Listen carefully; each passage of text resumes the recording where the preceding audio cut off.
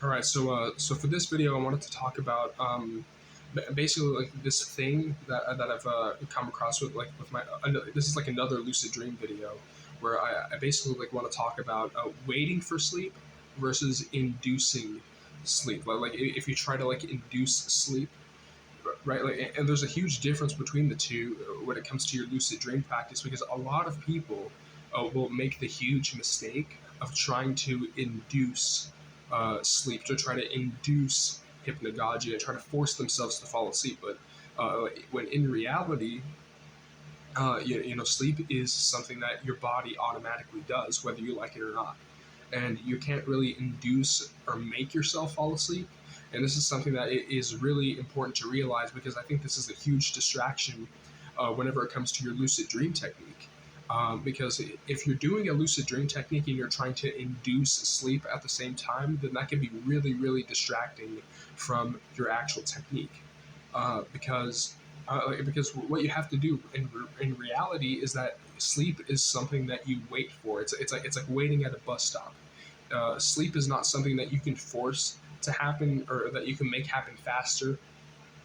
It's something that, like, if you yet again, like mental and physical relaxation, if you have that and your circadian rhythm is at that point, and your body produces the state of consciousness necessary to fall asleep, then that's when your body will fall asleep.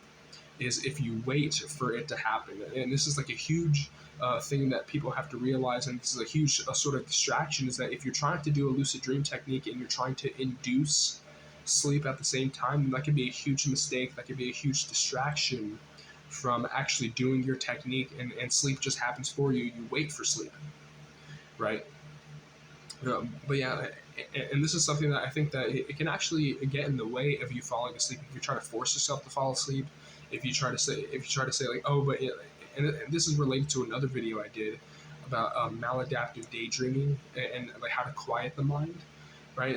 But basically, if you're someone who's like trying to fall asleep as fast as they can, then you might end up getting distracted with trying to fall asleep. You might end up getting distracted from your actual lucid dream technique when you didn't even need to do anything in the first place in order to fall asleep.